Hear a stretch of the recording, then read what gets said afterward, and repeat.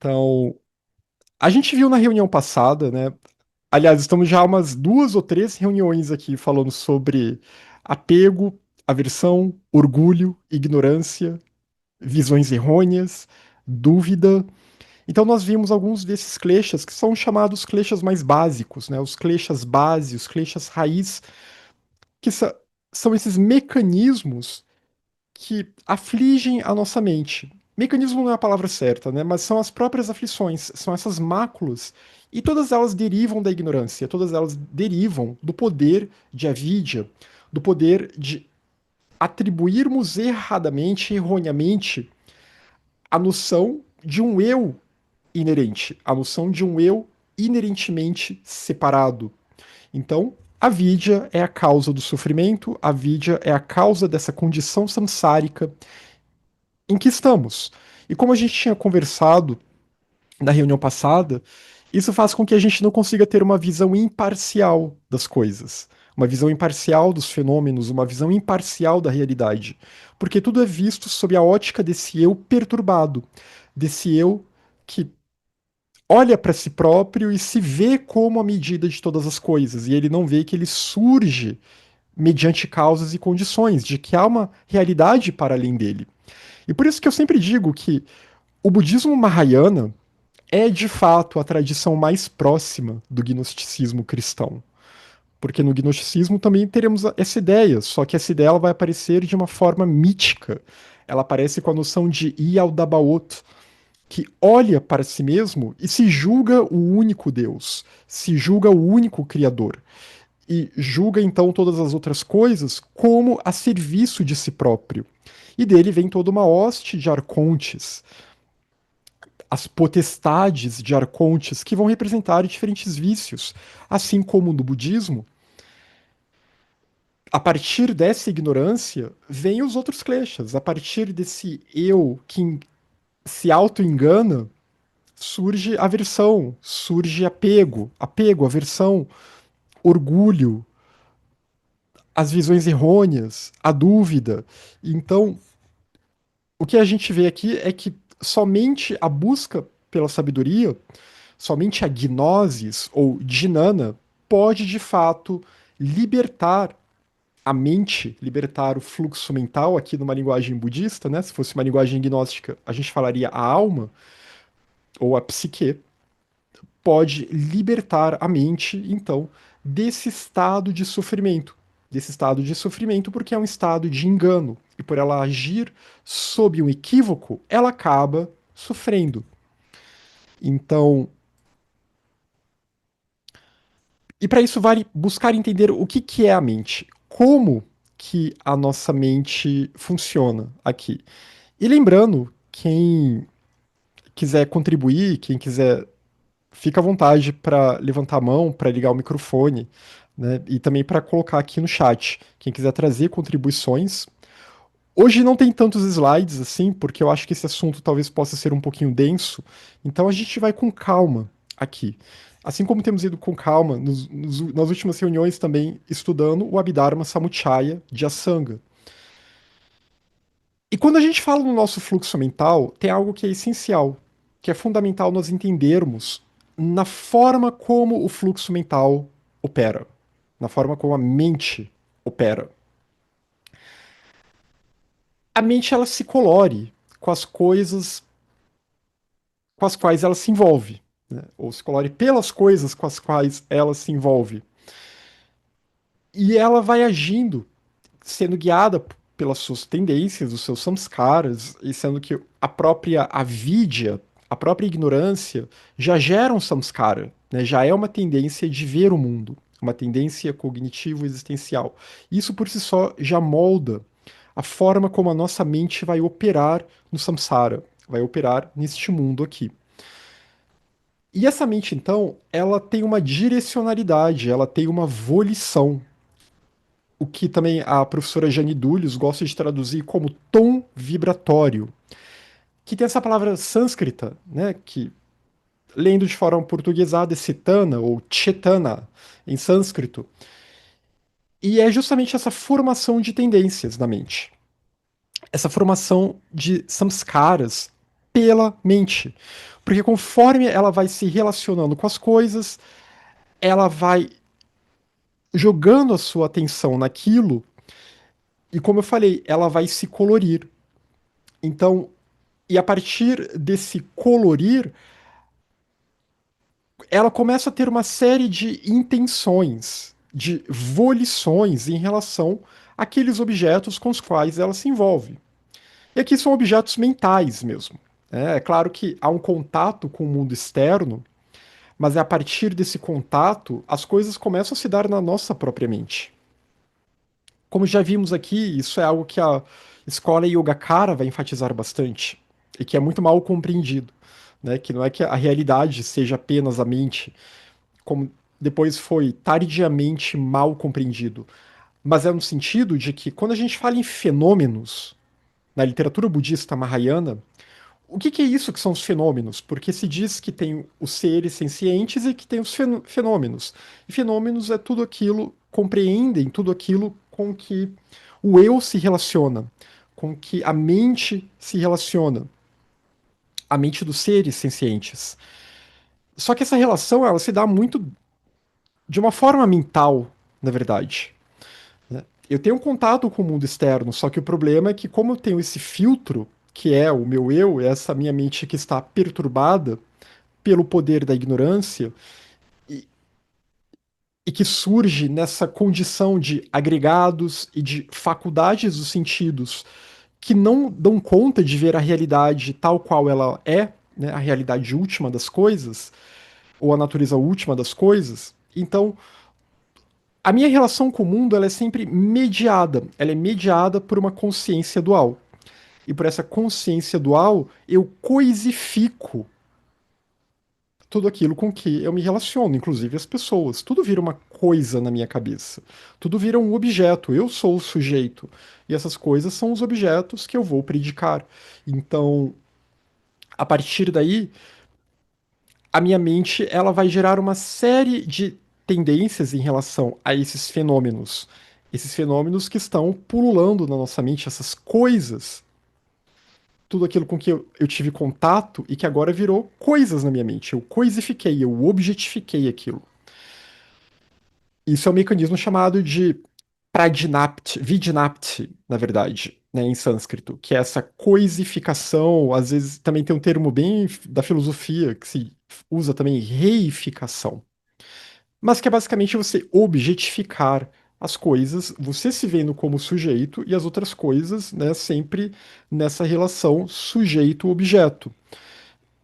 E assim você vai gerando tendências que ou vão ser tendências que vão apontar para uma relação de apego ou de aversão e para ações, porque aqui em Cetana, nessa volição, entra a intencionalidade também, entra a ação mental, né?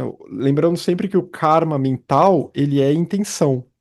Quando se fala em karma no budismo, a gente tem sempre que incluir aqui o fator da intenção. No caso aqui desse karma dos seres sencientes, né? Então, esse karma, inclusive, que nos prende ao samsara. Qual que é a intenção? Qual é a intencionalidade? Qual é a direcionalidade? No que a nossa mente está se fixando? E o que ela pretende quando ela se fixa em alguma coisa? Então, essa volição, esse tom vibratório, tem uma função que consiste em direcionar a mente para o domínio de atividades virtuosas ou danosas ou neutras. A gente tem sempre que lembrar que as ações, em termos budistas, elas podem ser de três tipos aqui. Podem ser ações virtuosas, podem ser ações não virtuosas ou danosas, ou podem ser neutras, que é aquilo que não vai fazer diferença nenhuma. Né? Se eu tomei um copo d'água agora ou se eu vou tomar daqui a 5 minutos, isso não importa. Mas agora, se eu causei dano a alguém, né, se eu fiz alguma fofoca maldosa sobre alguém e semeei a discórdia, aí eu pratiquei uma ação danosa. Por outro lado, se eu pratiquei algum ato de generosidade, eu pratiquei uma ação virtuosa. Mas essas ações, elas sempre começam na mente. Vem também das nossas intenções, né? O que que a gente visa com um determinado tipo de ação. E essa intenção ela é como uma vibração, né? Eu gosto dessa tradução tom vibratório para cetana, porque realmente é uma vibração aqui. E é uma vibração que vai nos guiar. Por isso que ela vai gerando uma tendência, porque é como essa vibração que vai guiar todo o nosso modo de agir. E isso vai então nos condicionar num determinado caminho.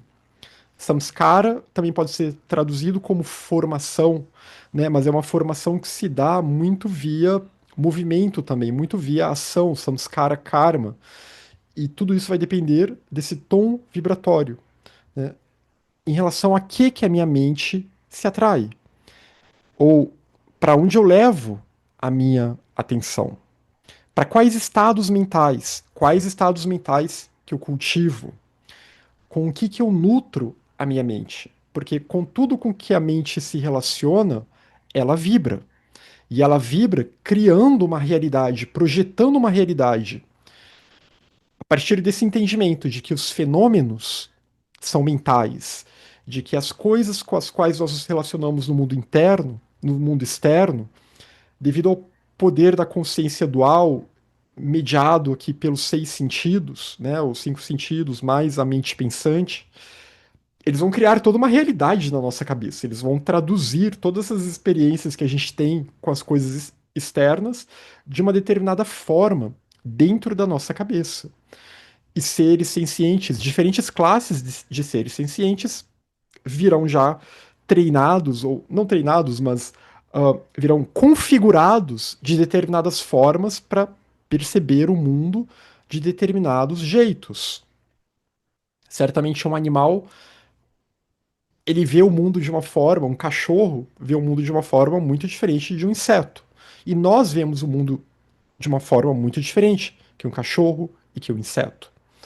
E um anjo, um deva, um deus também vê o mundo de outras formas que nós não conseguimos perceber. Então isso aqui opera em diferentes níveis, inclusive. Mas a nossa mente ela tem uma tenacidade, né? Ela é aderente quando ela vai entrando em contato com as coisas e ela vai vibrando. Então, há uma direcionalidade aqui, e aí tem essa palavra sânscrita, manasikara, né? A palavra manas aqui aparece, e manas aqui bem no sentido de mente pensante, como a filosofia budista geralmente usa. A mente ela vai ficar ruminando aquelas coisas, ela vai trazer aquilo para a lembrança, ela vai se apegar àquela imagem, e isso é uma tenacidade mental. É quando ela é essa função da mente se manter num objeto. E pode ser um objeto virtuoso, pode ser um objeto danoso, pode ser um objeto neutro. Aqui é como as coisas operam. E tudo isso vai acontecer mediante o contato, na dependência do contato. Né? Somos interrelacionais e interdependentes, estamos sempre em contato com alguma coisa. Não existe ausência de contato no mundo dual, no mundo samsárico. A ausência de contato, quem vai falar disso, a Vedanta Advaita, vai falar, né, da Asparsha Yoga, porque aí sim é você desligar os sentidos, é você desligar todos esses mecanismos conceituais da mente e buscar a contemplação do Atman, a contemplação do que está além do fenômeno. Mas aqui estamos falando da mente operando no samsara, a mente condicionada. Então, o que é o contato, Sparsha? É quando a união tripla acontece. E essa união tripla que o Asanga vai dizer é a união de uma faculdade sensorial, um objeto e da consciência. Então, essa consciência sujeita objeto.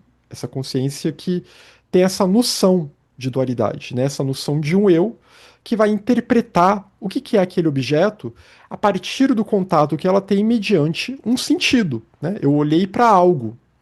Então, uma faculdade sensorial, a minha vista, a minha visão. Eu vi aquele objeto. E aí a minha consciência vai traduzir aquilo. A minha consciência ela vai vibrar naquilo.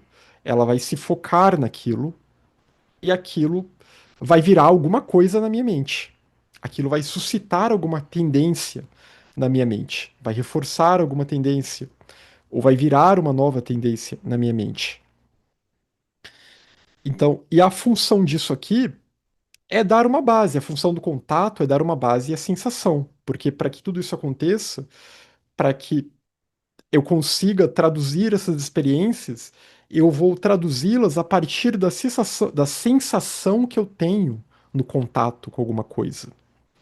Então, a partir dessa sensação que eu vejo algo, eu já tinha uma tendência para ver determinadas características como agradáveis ou desagradáveis. E eu vejo aquela coisa e me dá uma sensação agradável.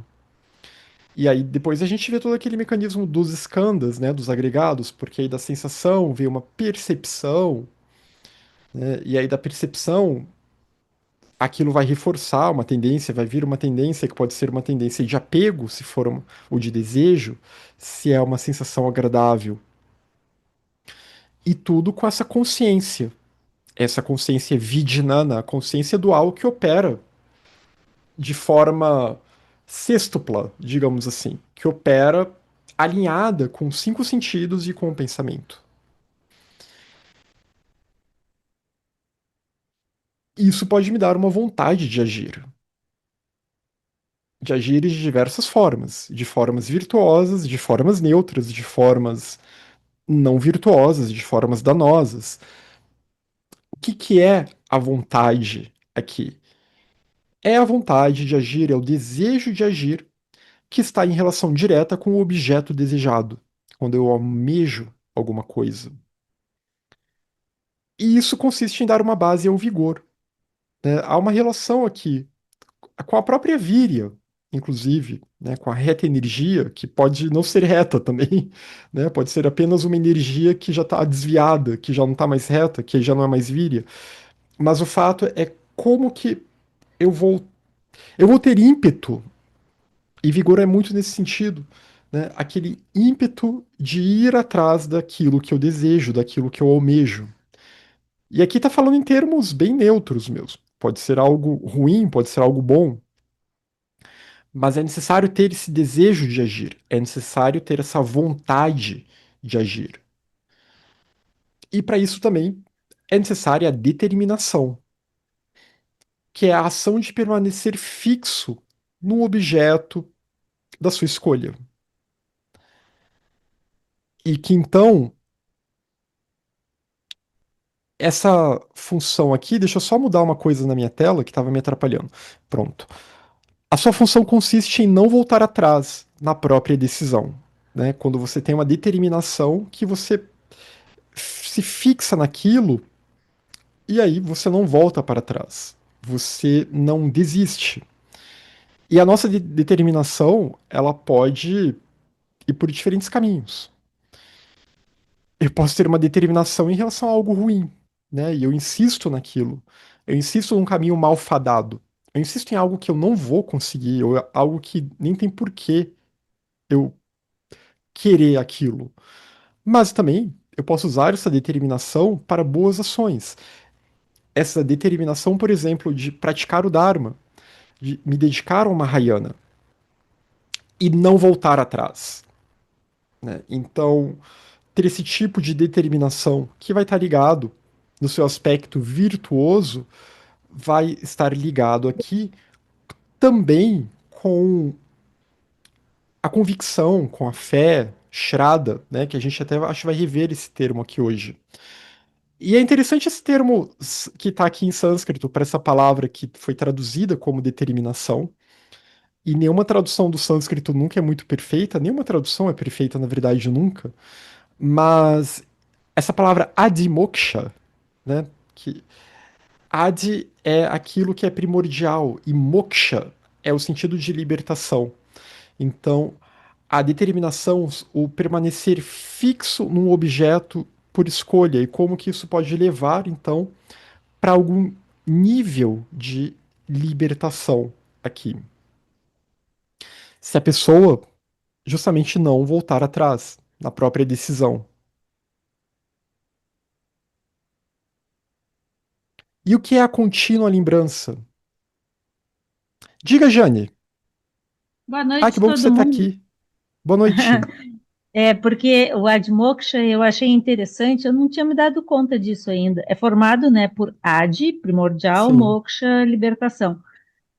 E aí, de repente, me bateu assim, é aquilo que é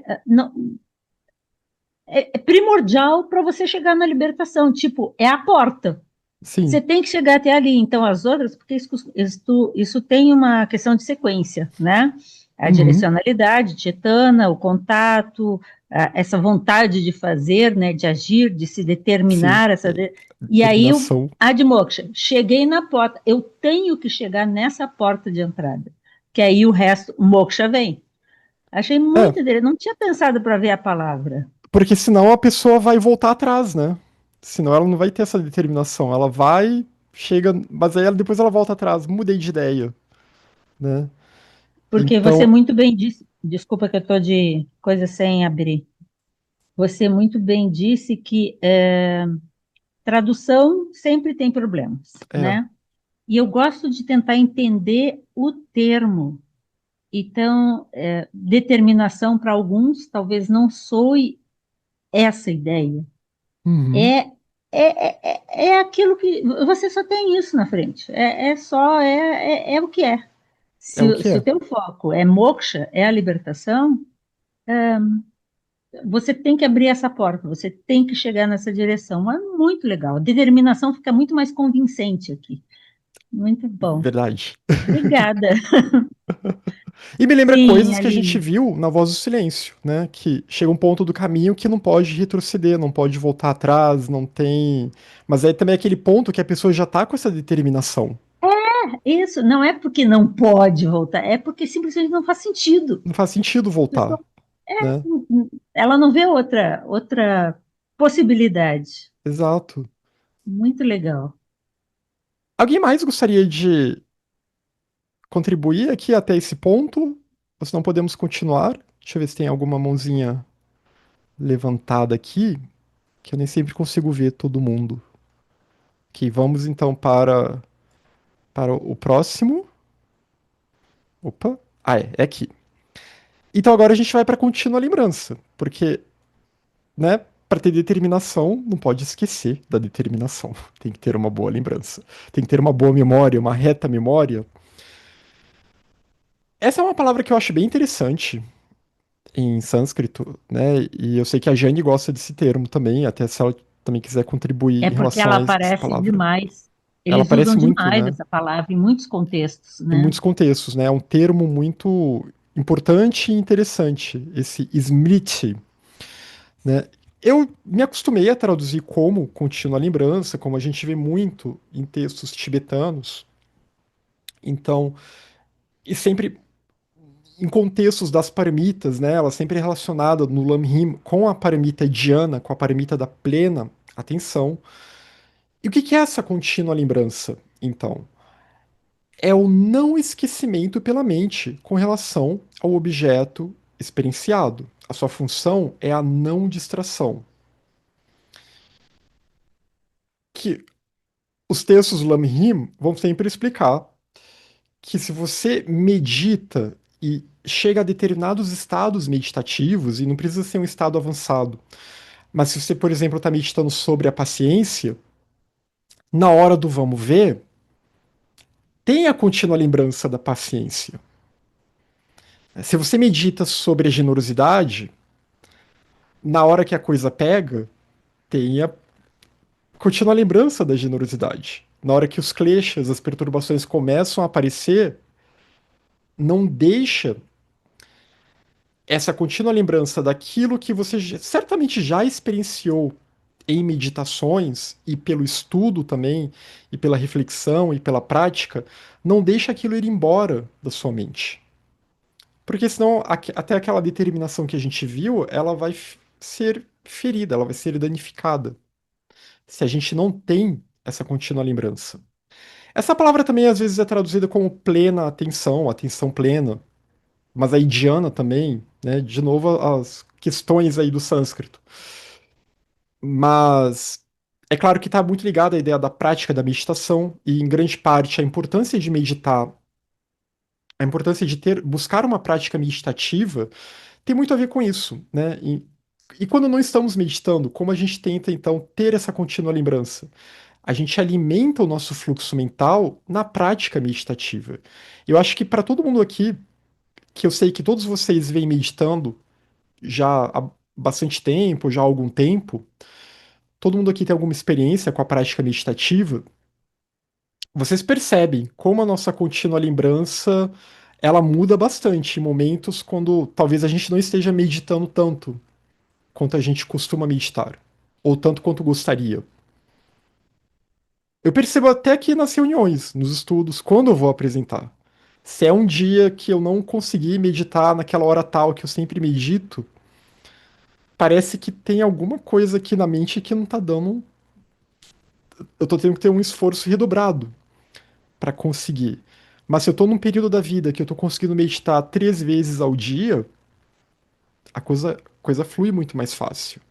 Porque a gente está trabalhando com essa contínua lembrança na própria prática meditativa. Então, fica muito mais fácil quando não estamos meditando de conseguirmos manter algum mínimo dessa contínua lembrança, pelo menos quando a gente toca aqui nesse assunto. Não estou dizendo que eu fico 24 horas do dia, do meu dia, quem dera, né, com a contínua lembrança do Dharma. Mas pelo menos quando a gente vai ler, estudar, a nossa mente está muito mais clara. E até insights, conversas, elas acabam sendo mais frutíferas também, nesse sentido, né? Então, é um tema que ele está muito ligado à importância aqui da meditação, que a gente sempre bate na tecla, que nos nossos estudos, né, em todos os grupos. E a Ismênia aqui perguntou, essa contínua lembrança é como uma base mental que vamos cultivando. Eu penso que sim, Ismênia. Eu acho que é muito nesse sentido, né? A gente tem que cultivar a contínua lembrança, a gente tem que nutrir a nossa mente. Então, e a gente nutre a nossa mente por meio do estudo, por meio da reflexão e por meio da meditação, né? Como diria Tsong Khapa nos capítulos sobre a meditação do Lamrim Chenmo, né? E assim a gente vai cultivando por meio da leitura. Lembra lá de que a gente viu cetana, chetana, né? Aquele tom vibratório, a direcionalidade da mente. Então, para onde a gente está levando a nossa mente? Se a gente entra em contato com textos do Dharma, a nossa mente ela tá vibrando naquilo que ela lê, né? E aí vem aquela coisa que todos vocês sabem, mas esse cuidado que a gente tem que ter com a nossa dieta mental, a nossa higiene mental, né? Porque já que a gente fica vibrando nas coisas com as quais a gente entra em contato, esse cuidado para que, dependendo das companhias, e que quando eu falo companhias, não são só pessoas, mas livros e filmes e sei lá o que mais com os quais a gente se cerca, como que isso também pode nos atrapalhar ou pode nos ajudar no caminho, né? Como que isso pode suscitar determinados estados mentais que vão atrapalhar a nossa contínua lembrança, ou que vão ajudar também na nossa contínua lembrança, que podem nos inspirar e daí por diante, né? Então, e aqui eu não estou sendo moralista, não estou falando de coisas estranhas que eu vejo por aí, né? Não estou falando que tá proibido ouvir determinados tipos de música nem nada, não é para ser fanático, mas esse cuidado em relação a como que a gente cultiva esses estados e como que os estímulos externos, eles também representam desafios para nós nesse cultivo desses estados, né? E por isso que a contínua lembrança, ela é muito importante, porque, como diz o texto, a função da contínua lembrança é a não distração. É manter a plena atenção, é manter a perfeição da plena atenção na nossa mente. Manter ela estabilizada, né? Aí tem a ver também com a ideia de chamata, da meditação de estabilização mental, e daí por diante. Diga, Jane. Eu acho que tem um ponto que para mim foi muito importante nisso, e eu acho que é nesse sentido. A tradição budista, como outras tradições, leva em consideração dá muito valor à questão do compromisso. Tem o compromisso do Bodhisattva, tem o compromisso Mahayana, tem o compromisso do Panchatila, compromissos. Esses compromissos que você toma internamente, não é compromisso assim, me comprometi a ir na festa tal. Não, é aquele Uhum. compromisso interno de alma. Vou conduzir minha alma nessa direção. E eu acho que essa contínua lembrança tem muito a ver com isso, a gente não esquecer o compromisso. Então, em todas as minhas ações, que eu lembre do meu compromisso. E aí é bem como disse a Ismênia, é um estado de mente. Eu quase diria que assim, é aquele comecinho de bodhicitta. A gente vai trabalhando bodhicitta e aí nossas ações vão se adaptando a bodhicitta e bodhicitta vai puxando as nossas ações. Para mim tem muito a ver com isso. Talvez por isso Smriti aparece tanto em tantos textos diferentes, porque é um estado de mente. Eu concordo com a Ismênia. Me passa essa ideia de é um background, tá ali. Por isso contínua lembrança, ele não sai dali, ele tá ali Sim. sempre. Acho E é muito interessante bonito. pensar, né? Porque também, nesse sentido, a gente também vale pensar que esse estado, ele também é como uma intuição que vai nos guiando. Que não é aquela coisa que você tem que decorar, né? Uhum, Eu tenho que decorar a tabela dos termos do não sei o quê, ou naquele momento, naquela situação da vida, eu já tenho que ter uma frase pronta, decorada, para me salvar daquela situação. Não, eu gostei que você falou do background, porque já pensando que o fluxo mental ele tem uma dimensão inconsciente, né? A Laya Vidyanana é o inconsciente budista, então como então que a gente ajuda esse inconsciente a ficar um pouquinho mais tranquilo, já que as perturbações elas vêm em grande parte do inconsciente. E aí já ativando uma tendência que já está em nós, porque isso aqui tudo são potenciais que estão dentro de nós, né? Isso é uma capacidade da mente. Isso é um poder que nós temos, é um poder latente em nós, né? E aí isso vai nos guiar como uma intuição, mesmo que na hora talvez a gente pode passar. Eu estava pensando isso agora. A gente pode passar por uma situação que a gente não se engaja naquilo. A gente sabe que aquilo é errado, não se engaja naquilo e talvez racionalmente nem consiga explicar o porquê. Mas veio uma intuição ali e era essa contínua lembrança atuando de uma uhum, forma sutil, uhum. né? Eu acho que tem tudo a ver com isso. Exatamente isso. É como se fosse o background mesmo. Uma É, coisa que está lá, mesmo que a gente não lembre, mas ela está de lembrança, ela é presente. E aí tem tudo a ver com o que você explicou. Meditação ajuda muito a ir instalando isso, né? instalando, né? Uma ideia até quase de a mente como um software É e o software. o software e a Silvana, um software cheio de bug, né? E a, e a Silvana que comentou, penso que a plena atenção passa a ideia de técnica, né? Quanto mais se pratica, melhor. Sim, a gente pode pensar nesse sentido também, né? As técnicas meditativas e também Diana também vai ter a ver com isso, né?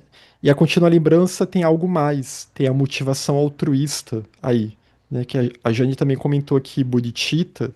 E no Mahayana, sim, né? No Mahayana, essa contínua lembrança ela vai estar alinhada com essa motivação, essa intuição, essa bodhicitta que ainda pode ser uma bodhicitta bem sutil, mas que tá lá, né? Bem sutil e muito poderosa. A gente tem sempre que lembrar que as coisas mais poderosas no budismo são sutilíssimas. Interessante. Bom, e acho que é isso, pessoal. Agora a gente vai pro Samadhi. Finalmente vamos alcançar o Samadhi, né? A gente tá superando kleshas, agora tá chegando aqui no Samadhi. E Samadhi é uma palavra que eu sempre acho muito difícil de traduzir. Para mim, desses vários termos sânscritos, é o que eu acho mais complicado de traduzir. E a gente vê muitas traduções estranhas de samadhi. Eu já vi até concentração ou traduções que definitivamente não dão conta do que é samadhi. Esse prefixo sam em sânscrito, a gente tem essa palavra em várias outras termos, né? Tem, por exemplo, o termo sambhava, que é o termo da agregação cósmica, do surgimento do cosmos no sentido de algo que surge nessa agregação de totalidade. Porque Sam tem muito essa ideia de totalidade, de agregação. Tem um tantra budista, o Chakra Samvara. Chakra é roda e Samvara, então esse Sam também dá essa ideia, né? A roda que une todas as coisas, a roda que une o cosmos, a roda única, a roda da agregação de todas as deidades e mandalas, que representa o êxtase do Nirvana. Então, e esse Adi aqui é o primordial, né? Então, é buscar um estado primordial que não é uma concentração comum.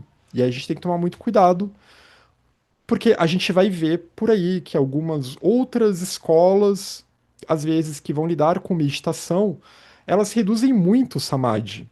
Elas reduzem o samadhi a um breve momento em que eu parei de pensar. Ou um breve momento em que eu acalmei a minha mente, em que eu estabilizei a minha mente. Isso não é o samadhi real. O samadhi real, e é claro que a gente pode pensar em vários níveis de samadhi, mas o samadhi é quando realmente há uma fusão daquele que medita com aquilo que é contemplado. É quando você se torna aquilo que você contempla. Então, é a unidirecionalidade da mente no objeto de meditação. E a sua função consiste em dar uma base à gnoses, consiste em dar uma base para a dhinana. Isso me remete a muitas coisas, me remete a uma ideia até mesmo de uma união mística. Aqui, que aí cessa-se a dualidade. E quando se cessa a dualidade, chega-se a dhinana, chega-se à percepção direta da realidade última, da unidade de todas as coisas, do Atman, de Shentong, do vazio de outro, né? Então, do absoluto e vários outros termos aqui que a gente pode usar. Então, é buscar esse estado da totalidade do absoluto, esse estado primordial. Quem de fato alcança o samadhi, no meu entendimento, o samadhi último, o samadhi samadhi de todos, é o Buda. O Buda sim alcançou o samadhi supremo, né? Eu sei que no sistema do Patanjali também se usa samadhi num status bem elevado. Não é um mero, acalmei minha mente e alcancei samadhi. A gente vai ver textos que às vezes reduzem o samadhi a esses estados menores, a esses estados de chamata, né, de apenas uma estabilização da mente consciente, mas que a pessoa ainda nem se libertou do samsara, na verdade. E aqui é para dar uma base para a gnoses, é para dar uma base para a dhinana. É quando realmente há um estado de contemplação profunda e que você consegue vencer a dualidade.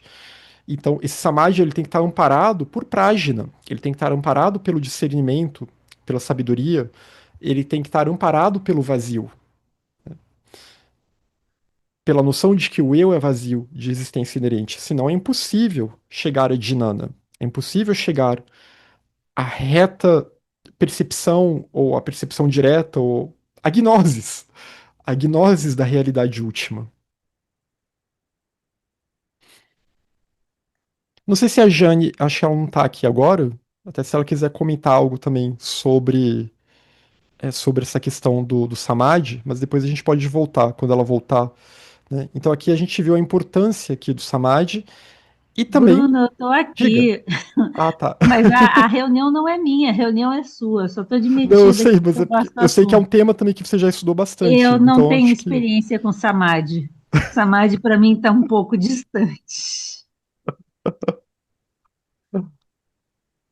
E o que é a sabedoria, então?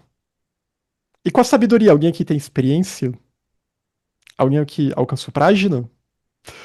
Ah, aqui Prajna vai ser apresentada, e Prajna nesse texto. Prajna é uma palavra que também ela é complicada em termos de tradução, né? Ela pode ser traduzida de diversas formas, e nessa tradução aqui desse texto, ela vai ser traduzida de diferentes formas a depender do contexto. Prajna pode ser o discernimento naquele sentido mais de viveka, né? De separar o joio do trigo. Prajna também pode ser uma sabedoria mais sutil, uma sabedoria intuitiva que percebe o vazio, que percebe a real natureza do eu, que é o vazio. Mas Prajna também é esse exercício de investigação. Aí se relaciona com a meditação vipassiana. Né? E aqui vipassiana no sentido do budismo Mahayana, eu não estou falando de vipassana. Eu tô falando da Vipassiana ou Vipassiana, que é a meditação analítica, a meditação do insight, a meditação da reta visão. E que vai ter uma dimensão, e o Tsongkhapa fala disso no Lamrim Chenmo, tem uma dimensão de prajna que é realmente você vai usar a mente conceitual mesmo para investigar um objeto, para ver um raciocínio, uma lógica adequada daquilo, né, para ver se aquilo se sustenta, se aquele argumento se sustenta minimamente, mas ao mesmo tempo também você vai ter que ter uma intuição adequada nessa investigação, né? Você vai refinando a mente e pensar que a mente pensante é como uma faca que você vai refinando, né? É como a espada de Manjushiri, que você vai afiando aquela espada para que ela consiga cortar os elos da ignorância a partir de uma reta cognição e com fogo que é essa intuição, né? Que é a prajna mais elevada. Tem um vídeo no canal que eu fiz falando de prajna e de Sofia no gnosticismo, porque eu acho que dá para relacionar as duas. Afinal, prajna também é representada com uma deidade feminina e com a mãe dos Budas. E Prajna é aquela que leva, então, para a libertação do samsara, porque é que leva para a visão reta do vazio. Então, essa investigação das características do objeto a ser investigado. E Prajna tem uma função que consiste em excluir a dúvida. Né? Se você está com dúvida em relação à realidade, cultive Prajna. Busque o discernimento, cultive o discernimento e a sabedoria nos seus diferentes níveis. E assim o klesha da dúvida, ele vai ser, essa semente de dúvida, ela vai ser queimada. E é claro que aqui ele está falando num contexto específico, né? Ele está falando aqui da prajna mais como um discernimento. Porque a prajna, no seu estado mais puro, ela vai destruir a própria vidya, né? Ela vai queimar a semente da ignorância.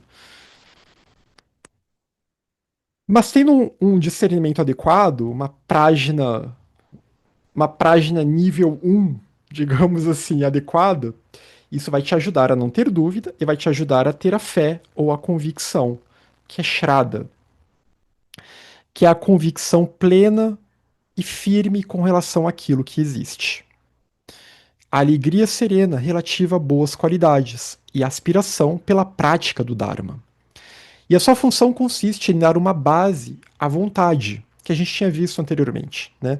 Aquela vontade que é o almejar algo, o almejar realizar uma ação, empreender uma ação, e aí se liga à determinação também. Então, sem uma convicção plena e firme,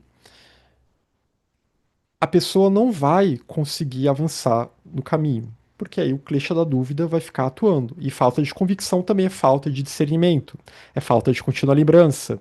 É uma mente que não consegue chegar a um mínimo de estabilização.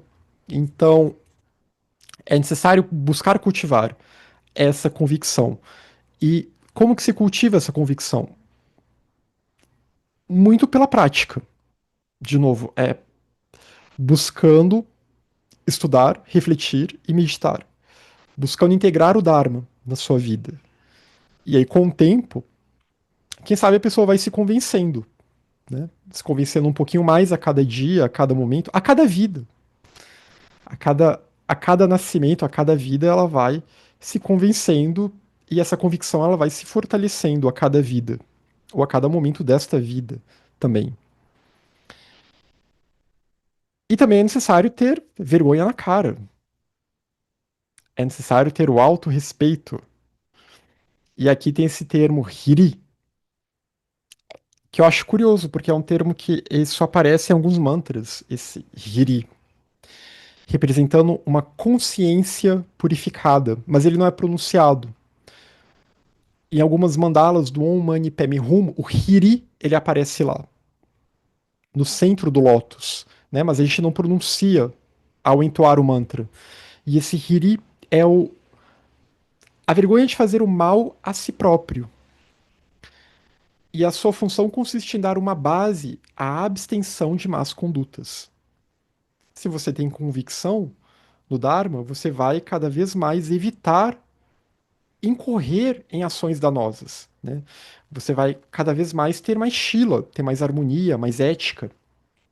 Então, esse autorrespeito aqui, que é um autorrespeito que eu penso muito também de se reconhecer como um Buda em potencial, como alguém cujo âmago está a natureza Buda, que a joia Mani, ela está em nosso coração, assim como ela está no coração de Avalokiteshvara, porque Avalokiteshvara está em todos os seres.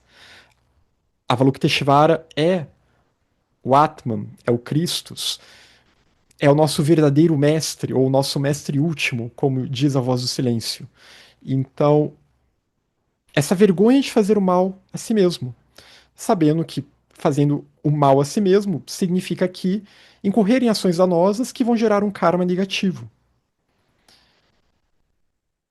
E olha que aqui nem tá se focando tanto nos outros seres ainda, né?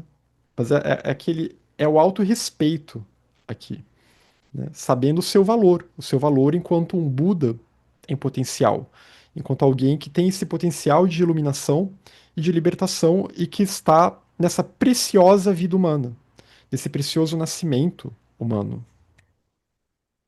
Algum comentário até aqui? Deixa eu ver se tem algo no chat. O Renan perguntou sobre Prajna. Prajna é uma sabedoria de discernimento intuitiva relativa ao estado interno da pessoa. Sim, Prajna ela é uma sabedoria de discernimento, né? Como eu falei, ela tem diferentes níveis. Ela é relativa aos nossos estados internos, porque esse discernimento ele pode ser aplicado aos nossos próprios estados internos aqui, e é claro, a própria condição do eu, né? O que, que é o eu? Mas também em termos gerais, né? Em termos aquilo que é a natureza última dos fenômenos, né? Aquilo que é a natureza última dessa realidade manifesta, fenomênica, que é o vazio, né? Que é o vazio de existência inerente, que é Shunya. Então, Prajna se refere a isso também, né? Essa sabedoria nesse sentido também, a sabedoria que compreende o vazio, que compreende Shunya.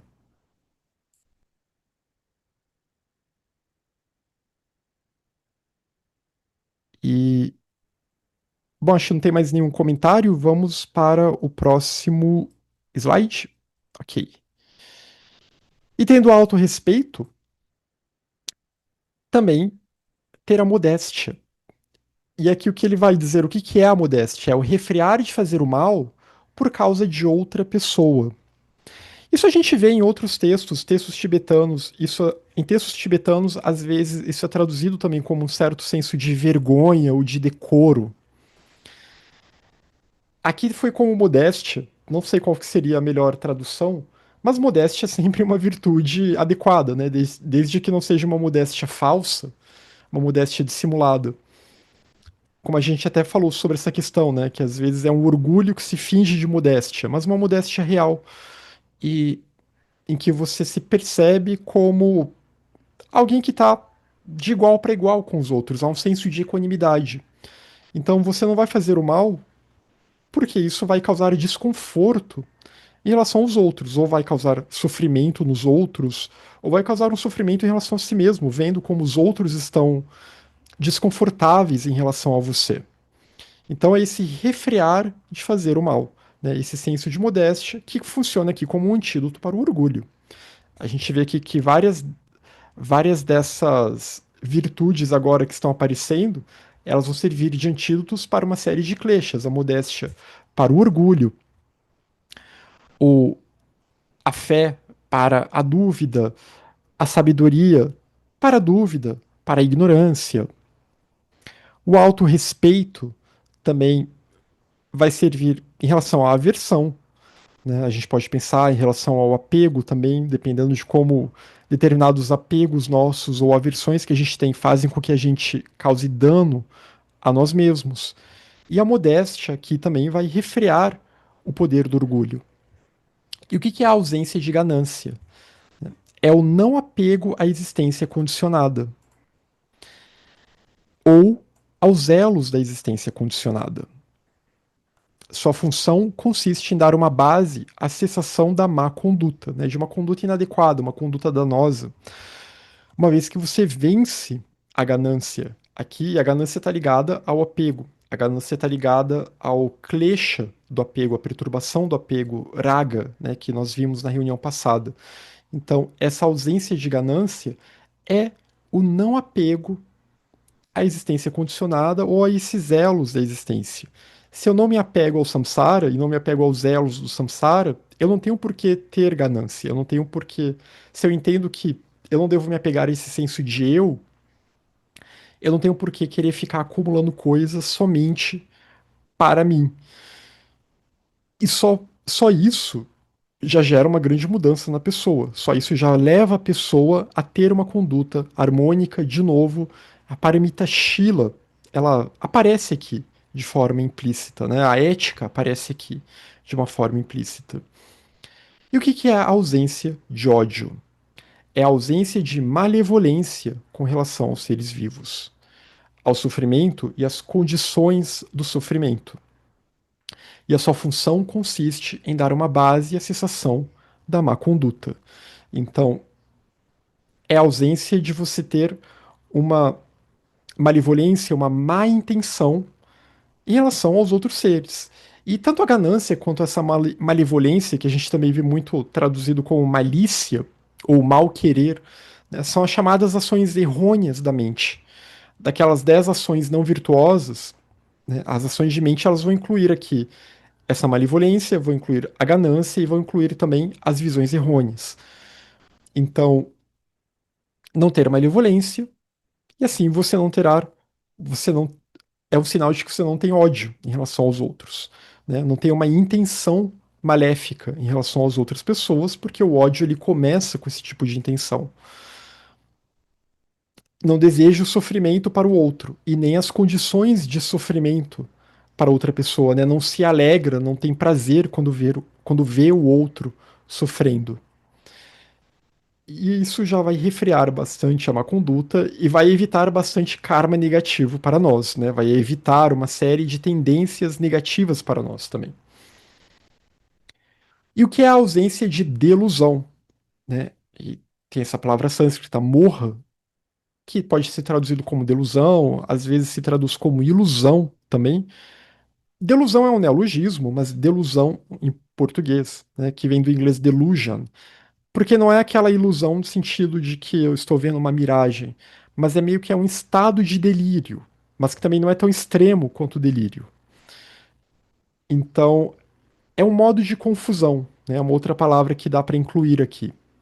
É o modo de confusão que surge a partir da ignorância, né? Nós vivemos confusos no samsara, devido ao poder do apego, da aversão e daí por diante, e devido ao fato de termos a ilusão ou a delusão de que somos um eu inerente.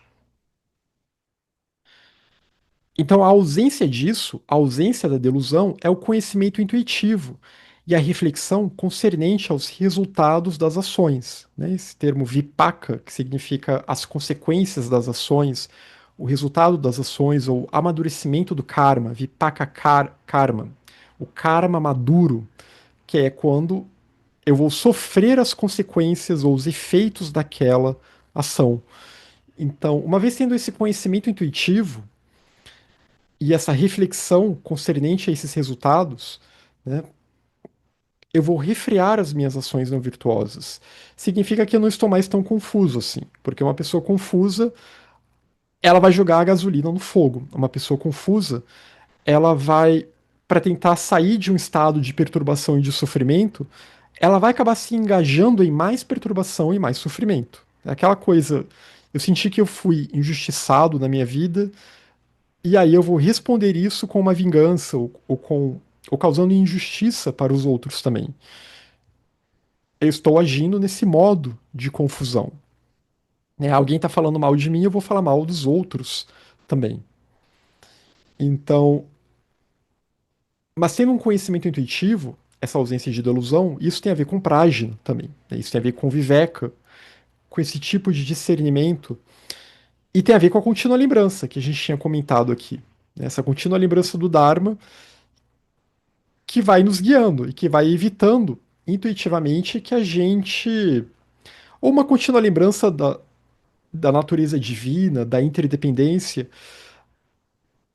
que pode ser intuitiva, até no sentido bem intuitiva mesmo, né? Algo que eu nem consigo conceituar direito, mas que vai evitando com que eu me engaje nesse tipo de ação, mas também é alinhado com uma reflexão, né? Se a gente olhar para as nossas vidas e pensar nas consequências de ações que nós sofremos, mesmo que a gente não se lembre do karma de vidas anteriores, ainda assim, basta olhar nessa própria vida e várias situações em que nós percebemos o resultado das nossas ações e como que pode ter dado tudo errado, porque estávamos agindo de uma forma confusa.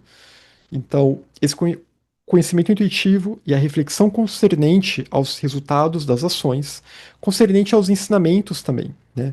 Então, refletir em relação ao Dharma, refletir em relação aos ensinamentos, que vai ajudar a ter uma defesa psíquica que vai deixar a mente mais forte, menos confusa, ou a própria realização, né? A realização do Dharma. Aqui é realização no sentido de atingimentos, né? É no sentido de realmente uma prática que te transforma. Então, por meio da prática do Dharma, você vem se tornando uma pessoa menos confusa, porque você vem estudando e meditando mais e praticando mais. E as perturbações, elas estão perdendo a sua força no seu fluxo mental, ou você consegue refrear mais as perturbações. E a sua função, ela consiste em dar uma base à cessação da má conduta. De novo, essa questão aqui, né? Você evitar incorrer numa conduta não virtuosa. Você evitar incorrer em ações que vão causar dano aos outros seres e, consequentemente, causar danos a si próprio.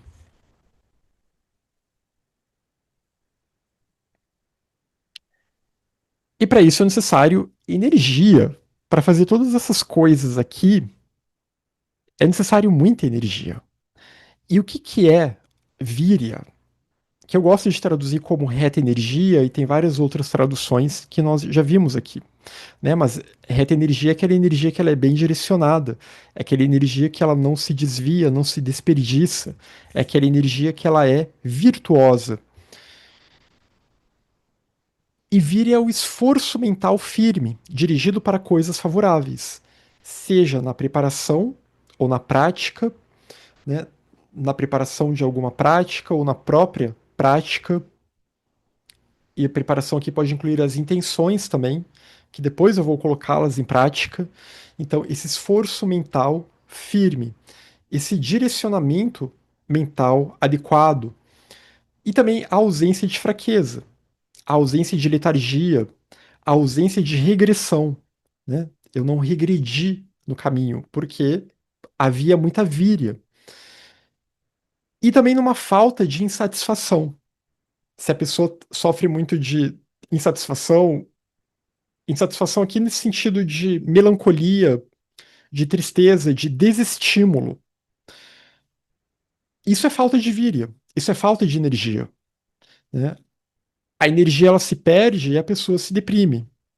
Então, quando estamos com víria, há uma falta desse tipo de melancolia, desse tipo de letargia.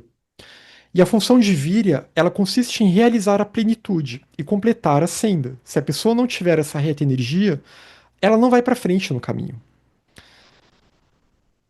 Mas se ela tiver, ela vai chegar à plenitude.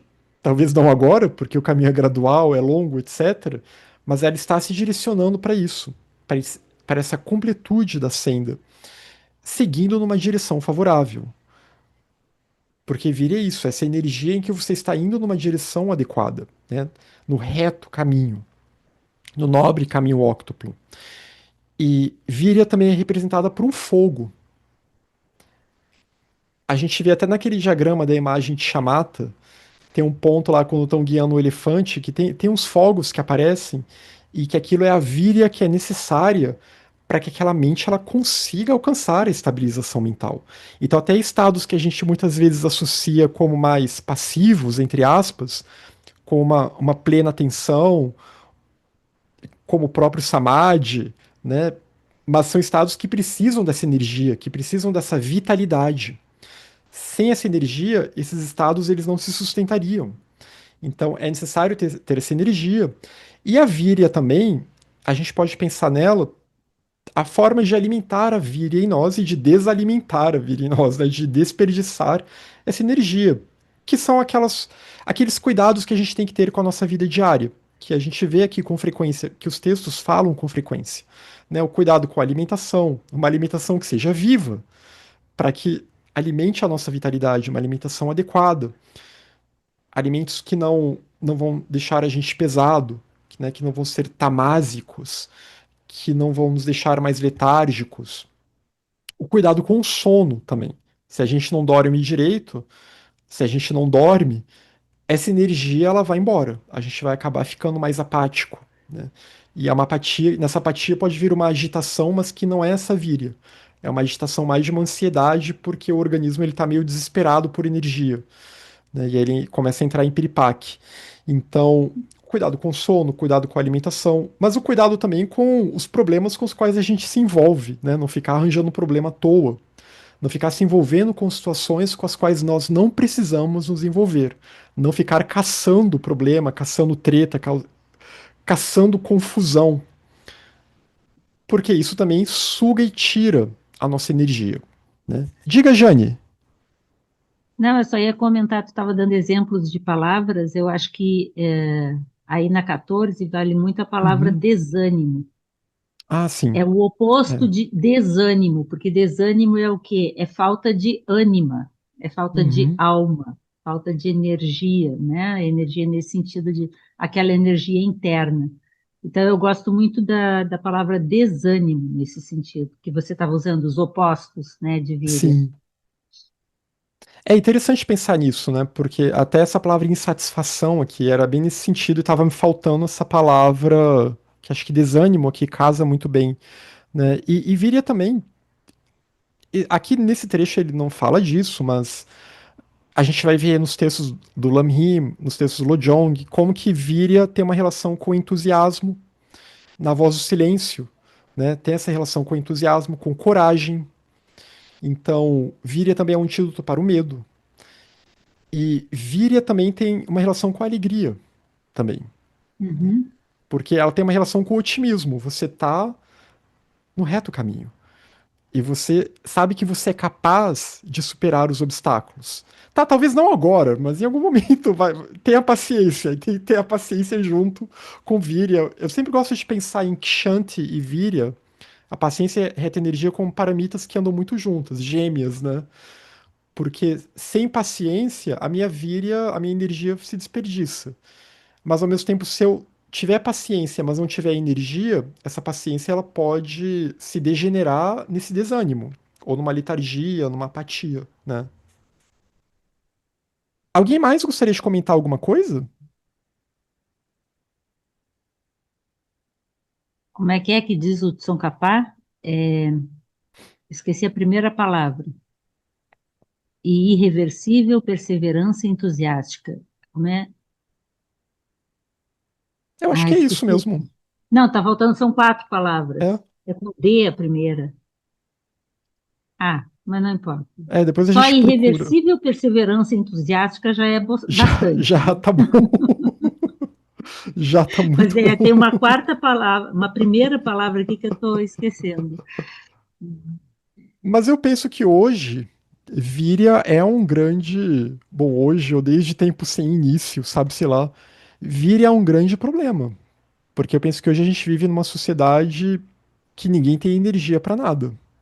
Ou uma energia mal direcionada, né? Nessa coisa de estar sempre online, de estar sempre se distraindo, porque Víria tem uma relação com a plena atenção também, né? A nossa atenção é para onde a gente está jogando a nossa energia. Então, se a nossa mente tá muito perdida, desfocada, a nossa vira ela vai embora. Né? E aí a gente vê esses estados que a gente vê hoje em dia, né? De pessoas tendo burnout, tendo uma série de questões mesmo, em que elas esgotam. Porque é uma energia que está sendo. É uma energia mental, uma vitalidade que está sendo muito espalhada por aí. Né? Muito dispersada, essa é a palavra que eu queria, essa dispersão ela acaba também acabando com a nossa vitalidade também. Então, É aquela velha história, né? Uma paramita sempre contém todas as outras. E então, para que vire a seja adequado, eu vou ter que ter uma plena atenção, eu vou ter que voltar lá para contínua lembrança, eu vou ter que ter generosidade, vou ter que ter harmonia, tudo isso, e o discernimento, claro, a sabedoria, para que essa reta energia seja de fato uma reta energia, e não uma vitalidade que está aí mais ou menos. E o que é uma serenidade flexível? É a manobrabilidade, eu devia ter colocado só flexibilidade, a manobrabilidade do corpo e da mente adquirida, relaxando a rigidez do corpo e da mente. Sua função consiste em remover toda obstrução, né?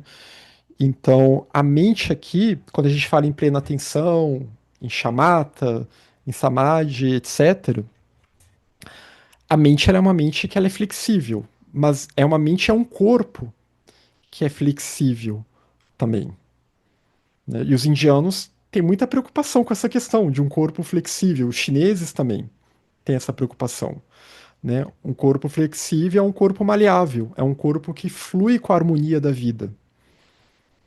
E não é Na aquele verdade, corpo eles duro. dizem que na falta de flexibilidade no corpo, a flexibilidade mental também se deteriora e que é Sim. importante a gente ter as duas. Acho muito interessante quando eles discorrem sobre isso. Uhum. O que não Então, quer dizer que aquela pessoa que é totalmente assim, elástica necessariamente tenha flexibilidade mental, mas é que as coisas se correlacionam. Quer se dizer, se correlacionam. você flexibilizar uma coisa, você ajuda a outra a funcionar melhor. E que dá para relacionar com o vire aqui, porque a gente está falando de uma reta energia, mas não é aquela coisa, eu vou concentrar a minha energia e ficar tenso com isso. Porque essa reta energia, ela não é minha. Ela não é do eu. Essa vitalidade é a vida. É a vida que passa por todas as coisas. É o prana, né? Que percorre todas as coisas, que penetra em todas as coisas. É o sopro da vida. Então, eu tenho que deixar ele fluir. Eu tenho que fluir em harmonia com esse fluxo da vida. Eu acho que o taoísmo fala muito nesse sentido. Né? Eu não sou muito entendido de filosofia taoísta, mas o pouco que eu li me parece que vai muito nesse sentido também. Então, é buscar esse tipo de flexibilidade que é um estado de serenidade real, né? Que não é uma concentração rígida e não é uma rigidez que reprime os kleshas. A repressão ela funciona só até certo ponto, né? Chega uma hora que aquilo que está lá embaixo, que foi para debaixo do tapete, pode vir à tona e te devorar. Então, por isso que o discernimento também ele entra aqui como algo essencial nessa serenidade, né? O discernimento, uma sinceridade radical, aquele autorrespeito, tudo isso. Mas para que você busque ter essa harmonia com esse fluxo da vida. Né? E de novo a palavra harmonia aqui, né? Shila, a ética, como que também entra aqui nesse tipo de serenidade, né? E como então que essa mente e esse corpo, eles serão mais saudáveis, né? É claro que a questão de doença é uma questão muito complicada, o karma é uma questão muito complicada, né? Mas um bodhisattva, tô falando de alguém que se libertou do samsara, né? Até a pessoa se libertar do samsara, ela pode sofrer uma série de coisas, de doenças, etc, porque ela tá tendo que lidar com ela tá tendo que queimar o karma dela, né? Ela tá tendo que lidar com as consequências das suas ações. Mas uma vez que ela se libertou de karma e kleshas, e agora ela se tornou um bodhisattva, essa pessoa ela agora tem essa serenidade flexível. Né? Vamos pensar num Mahatma, num Bodhisattva elevado. Como vocês imaginam esse ser? Esse ser encarnado num corpo físico? Vocês imaginam um corpo duro? Uma mente rígida? Não. É uma mente flexível, compassiva, com sabedoria. E é um corpo também que é flexível, que é saudável de fato. Né? É a verdadeira, é a saúde no seu estado mais elevado, porque está em harmonia com esse fluxo. está em harmonia com toda a interdependência. E a Silvana comentou: é uma serenidade que não é forçada e não fica alheia ao que acontece em volta de nós, né, mas sem nos abater. Eu gostei bastante do que a Silvana colocou aqui. É isso, você não tenta forçar essa serenidade, porque senão é repressão, né? E aí é uma repressão que logo logo a panela de pressão vai explodir. É repressão e é dissimulação. Aqui ela não é forçada, ela vai vir naturalmente. É claro, vem naturalmente por meio da prática, do cultivo desses estados, da busca de se transformar. E aí chega um ponto que aquilo vai começando a surgir em nós de forma natural. E ao mesmo tempo a pessoa não fica alheia, exato. Ela não vai ficar indiferente. Ela não fica numa rigidez que ela é incapaz de ver o que está ao redor, né? Mas ao mesmo tempo ela não se abate. Porque, e o que que é um bodhisattva? Um bodhisattva tem a mente serena, está em chamata, em plena atenção a todo momento. Ciente do sofrimento dos seres, mas ele não se abate com esse sofrimento. Muito pelo contrário, ele age para auxiliar os seres. Porque alcançou essa serenidade e essa flexibilidade. E porque tem, né, toda a sabedoria em relação ao karma, e entende esses processos.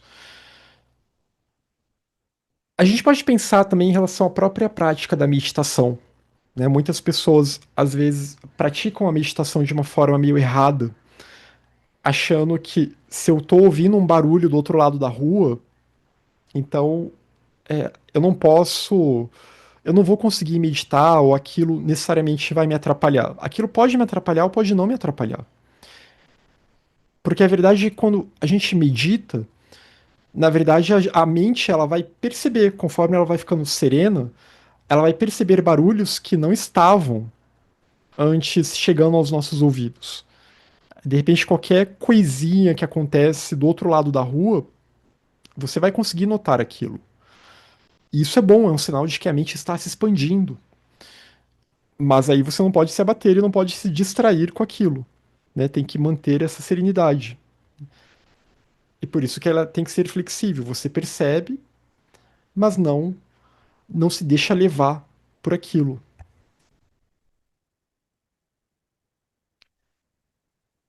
Deixa eu ver se tem mais algum comentário. Que por hora não. Então, e o que que é a diligência? É o desenvolvimento de condições favoráveis através da ausência de cobiça, de ódio, de delusão, acompanhada de víria, e também a proteção da mente contra estados impuros. Que isso me remete muito à ideia da vigilância, né, que aqui não aparece ainda. Sua função consiste em realizar a plenitude e o acabamento da felicidade mundana e transcendental. O acabamento aqui é no sentido de o atingimento da felicidade mundana e transcendental. Então, buscar e desenvolver condições favoráveis através da purificação. Né? E aqui, purificação no sentido do desapego. Né? O que é a ausência de cobiça? O que é a ausência de ódio? É o desapego aqui, é a renúncia. É por meio da renúncia que a pessoa se liberta, que ela deixa de estar sob o poder da cobiça e do ódio também. Né? Se desapegando dessas situações, se desapegando do eu, e cultivando, claro, a generosidade, o amor e tudo mais, a equanimidade. E tudo isso vai ajudar também a diminuir o poder da delusão, porque vai diminuindo o alcance destrutivo do eu. Né? E junto com o discernimento, com a sabedoria, essa delusão vai diminuindo ainda mais.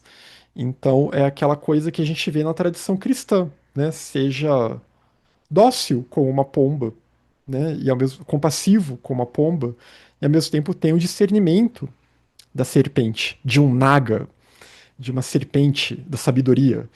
Então, junte método e sabedoria. E assim você gera condições favoráveis, pratique as paramitas. Isso é a diligência aqui, é esse cuidado com a prática, e aí volta lá para a questão do compromisso. E tudo isso aqui que a gente busca desenvolver, né? Que vai incluir tudo isso aqui, a serenidade, buscar uma serenidade flexível, direcionar bem essa reta energia, como é dito aqui. Então, acompanhado de uma reta energia, uma mente que está protegida, porque ela tem a contínua lembrança e tem a vigilância, então ela está protegida contra estados impuros. E tem o discernimento também, né, que é essencial para a proteção. E que entra junto da vigilância e da contínua lembrança. E a sua função, então, é realizar a plenitude, né? É realizar a iluminação, né? É buscar atingir a iluminação. E o acabamento de um contentamento aqui, felicidade nesse sentido. Um contentamento mundano e transcendental. A pessoa que cultiva o desapego, ela alcança um nível de contentamento mundano, porque ela não tem mais a cobiça, ela não tem mais a inveja, e ao mesmo tempo, isso vai levar também para o verdadeiro contentamento, que aí já é a libertação do samsara num estágio mais posterior, que aí é moksha, né?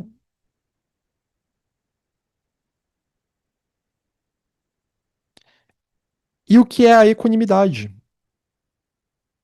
É a igualdade da mente, é a receptividade da mente. É um estado de mente desinteressado, estável, que se opõe aos estados perturbados e que se baseia na ausência de cobiça, de ódio e de delusão.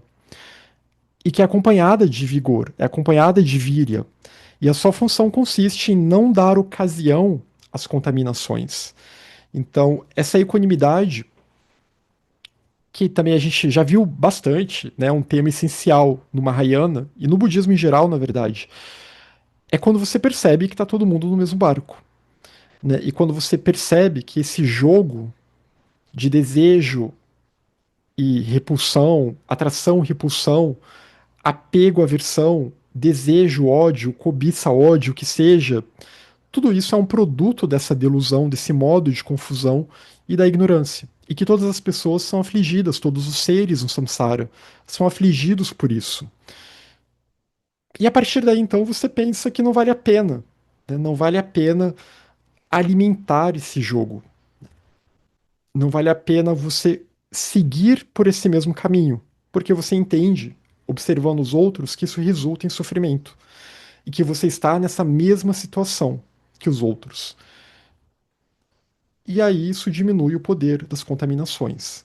Né? E a equanimidade aqui, o Peksha, ela é um passo que o Shantideva vai falar no Guia do Estilo de Vida do Bodhisattva, né? E que já estou avançando com a minha tradução.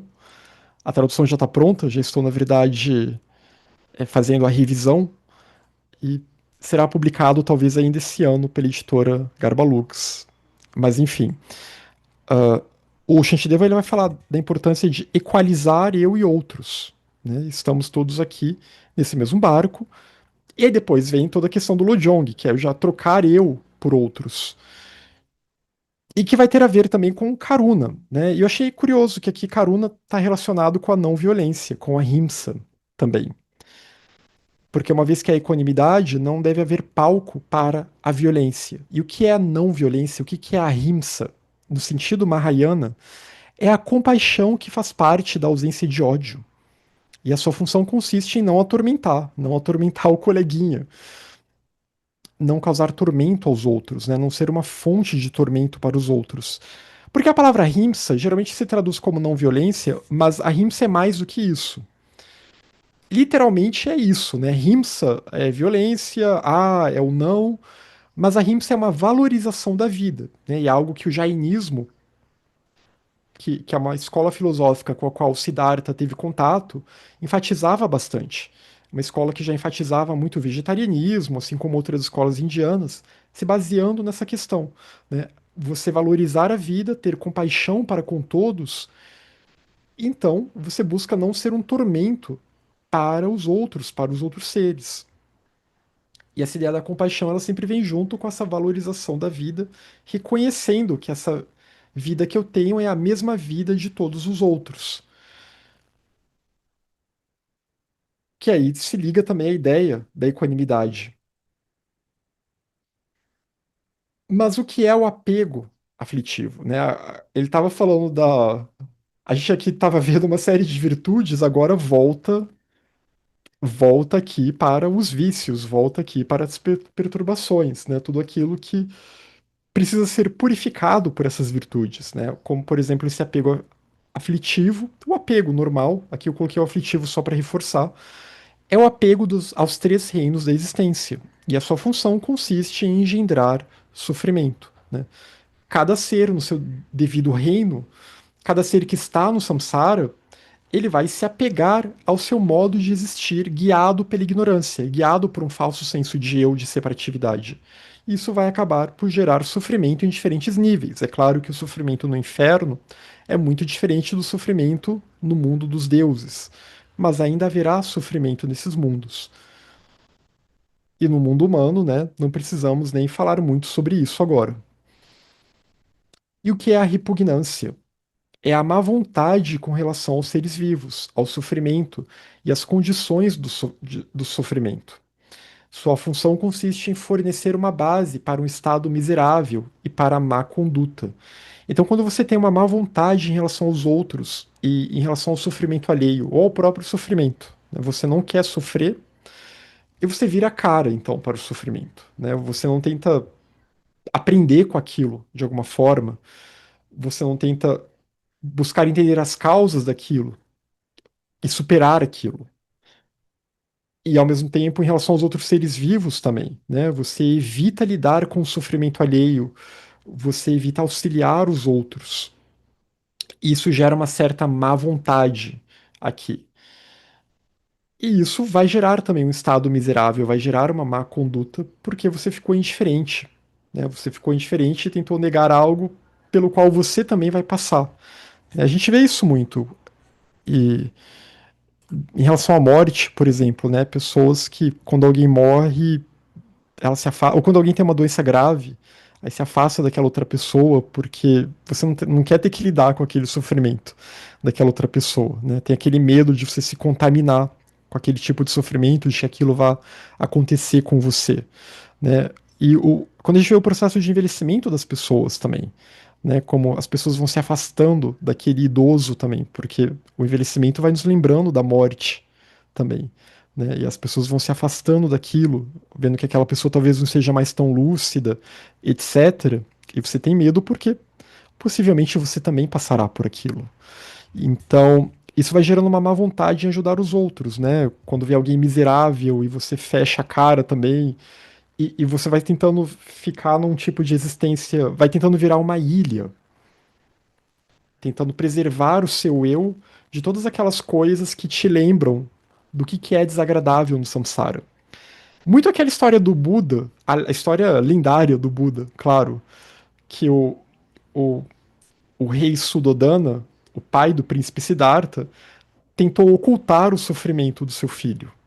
Até que um dia ele saiu do palácio, e aí quando ele saiu do palácio, ele viu uma pessoa doente, ele viu uma pessoa morta, ele viu uma pessoa muito idosa,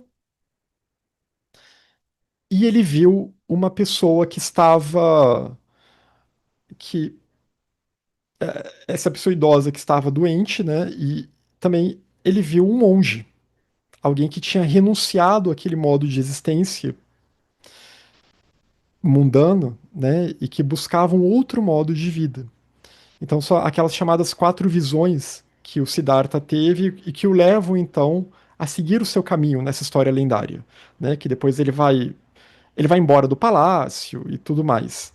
E cumprir o que foi profetizado em seu nascimento. Né? Isso está no Lalita Vistara Sutra, em outros sutras possivelmente também.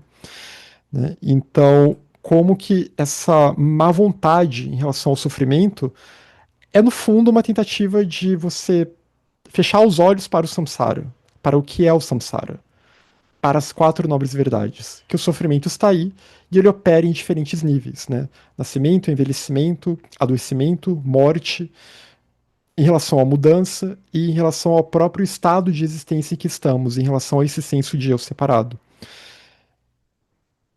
E como que a gente tenta negar isso com uma certa má vontade, né? Tentando se alienar disso. Essa ideia dessa repugnância tem muito a ver com isso, né? Você sente uma repugnância porque você não quer aceitar as quatro nobres verdades. E aqui vai ter mais, né? Vai ter mais vícios aqui, mais perturbações, mas a gente pode deixar para a próxima reunião, porque já chegamos aqui no nosso tempo de hoje. E alguém gostaria de fazer algum comentário,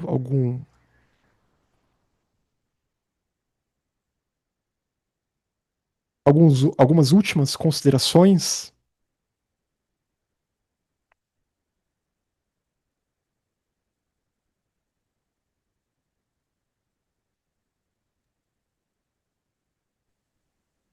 Desculpa a brincadeira, mas às vezes algumas pessoas, não é o caso aqui no grupo, provavelmente, mas algumas pessoas questionam para a gente: ah, mas quando é que a gente vai ver aquela parte difícil, assim, com aqueles nomes complicados? É simples, é só fazer isso, é só desenvolver essas habilidades. O budismo é muito objetivo, muito claro. É tão simples, né? E tão Difícil. evidente. Exatamente. É, às vezes as pessoas E têm é, essa coisa, né? Cadê a prática? A prática é isso. Todo o resto, meditações, deidades, tantras não, mas e complexos. aquelas 3.000 prostrações eu não preciso para poder me tornar budista? Não. Pois é. Diga, Márcia. É só para comentar que foi uma excelente aula, me ajudou muito. É, eu procurei ficar bem silenciosa, assim, bem disponível para ouvir. E já estou pensando na gravação que eu quero ouvir de novo. Me ajudou muito, é muito, muito rico. Muito obrigada, Bruno, muito obrigada, Jane, a todos. Obrigado, Márcia. Obrigada. E obrigado a todos aqui, que todos têm vindo com boas contribuições, né? E a Silvana fez uma pergunta sobre o Samadhi, né? Voltando ao tópico do Samadhi, essa unidirecionalidade da mente é temporária ou definitiva? É circunstancial? A mente pode atingir esse estado no momento, mas depois desse estado pode regredir? Não entendo direito esse conceito de Samadhi. Só você, né? A gente que já alcançou. Tô brincando, Silvana. É, então, textos Mahayana, o Tsongkhapa no Rinpoche, por exemplo, quando ele vai falar no volume 3 sobre a meditação, a gente vê diferentes níveis de Samadhi. Alguns níveis de Samadhi mais iniciais, eles são temporários, né? São níveis de Samadhi em que a pessoa ela vai alcançar aquele estado, mas depois que ela sai da meditação, a mente já não está mais naquele estado de unidirecionalidade. Embora ela já tenha alcançado algum grau de samadhi, mesmo que seja por um breve momento, mas o samadhi último de um Buda, o que se vê nos textos, e talvez até mesmo de bodhisattvas mais elevados, né? O que se vê nos textos não é que não. Aí esse samadhi último, ele não é temporário mais, né? Um Buda está sempre em samadhi. O completo despertar, talvez a gente possa pensar sobre isso, né? O completo despertar do Buda. É o Samadhi supremo, é o Dharma Mega Samadhi que o Patanjali falava, né? Que então é quando realmente essa contempla, você se torna aquilo que você se contempla. E um Buda então se contemplou o absoluto e se tornou o Dharmakaya. Se tornou então esse absoluto, né? E mas a gente pode ter vislumbres disso até na nossa prática meditativa. E na literatura budista, esses vislumbres, esses pequenos samadhis, muitas vezes eles vão ser apresentados como sinônimos mesmo de shamatha, da estabilização da mente. E a própria estabilização da mente também ela tem diferentes níveis, né? Eu posso estabilizar minha mente por algum tempinho e depois perdi aquela estabilização e a mente volta ao estado de agitação ou de torpor. Mas um bodhisattva elevado, ele vai conseguir ele vai ter essa serenidade flexível a todo momento, eu suponho, né? Eu não sou um bodhisattva elevado. E eu não sei se tem algum nessa reunião pra dar detalhes, né? Eles não costumam dar esses detalhes. Então, quer dizer, eles dão para aqueles que têm méritos para receber esses ensinamentos. Mas, enfim, não é o meu caso. Mas a questão, então, é que essa unidirecionalidade, ela pode ser temporária ou pode ser definitiva. O Tsongkhapa também ele fala no Lamrim Chenmo que haveria estados mentais que lembram samadhi, mas que não são samadhi de verdade. Por exemplo, se eu estou cortando grama, eu estou tão concentrado naquilo e de repente meu fluxo mental acalmou. Eu estou só concentrado em cortar a grama. Não estou pensando no que eu vou fazer depois, no que. A minha mente realmente ficou serena naquele momento. Mas isso não é um samadhi real. Isso é uma atenção que aconteceu, mas é uma plena atenção mundana, né? Não é uma plena atenção que leva para um samadhi, porque o samadhi real ele levaria para um estado de maior clareza mental, para um estado de elevação daquela mente em que aquela mente ela realmente ela se conectou com uma intuição superior. Aquela mente realmente ela virou um campo para que a sabedoria de Prajna surja. E para que uma intuição, então, guie aquela mente, uma intuição que atire do senso de eu, digamos assim. Né? Outras literaturas vão falar de outras formas. Aqui eu estou tentando explicar de um jeito meio de um jeito budista, né? Claro que a Vedanta vai falar de outras formas, porque não vai enfatizar tanto a ideia de vazio, né, com o budismo. Diga, Jane. Mas eu achei perfeita a tua descrição. É, uma coisa que me ajuda, que eu já ouvi falar, eu também não tenho experiência própria, mas é que enquanto a gente está assim, ó, eu senti que eu estou próximo do Samadhi, é eu que estou fazendo alguma coisa. E que o Uhum, próprio estado de Samadhi é um estado em que simplesmente há o estado, e não é eu que estou experimentando o estado. Nesse sentido, sim, seria um estágio extremamente elevado. é um Concordo yoga plenamente real, né? contigo, a gente pode ter vislumbres, É, talvez, é. né? Mas esse estado, estar no estado de samadhi, do que eu leio, do que eu ouvi, tem muito a ver com não se sentir eu fazendo alguma Uhum. coisa, mas simplesmente estar em. E aí é o yoga de fato, né? Quando a gente vai pensar no sistema do Patanjali, realmente é quando o yoga acontece, né? E não é à toa essa escola budista se chama Yogacara, a escola Yogacara, da prática do yoga. E o que, que eles estão preocupados aqui? Em entender essa mente e chegar nesses estados. E aí reforça aquilo que a Jane e eu a gente estava comentando, né? Isso é a prática. Isso é a prática, né? E ao mesmo tempo é simples e ao mesmo tempo é muito difícil, né? Mas a gente vai tentando, vai dando uns passos aqui e ali e com o tempo vai melhorando, com o tempo que eu falo ao longo de vidas e vidas e tá tudo bem. Você Ah, fez, durante a apresentação, hoje na aula, você comentou sobre a sílaba SAM, né? E uhum, eu sempre gosto de falar dela também, e eu acho que nesse momento, novamente, ela vale.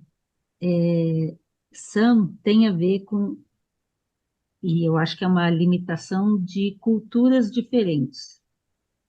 Tem a ver com a mente detectando essa condição de agregação. uhum, SAM está sempre, em quase tudo que se refere ao fluxo mental, o SAM está ali presente. sim, Samadhana, é muito frequente. Então, sim, SAM, me parece, tem a ver com esse estado de agregação que você chamou de compleição, sei lá, né? Que é percebido, que é convivido pelo nosso estado, nosso fluxo mental. Eu vou Uhum. aprendendo mais. Legal isso. Para mim vai fazendo mais sentido. Obrigada. Eu que agradeço, assim, e tá legal, pessoal. Vocês estão mais participativos agora nesse texto. Assim, tá muito bom, bom de ver.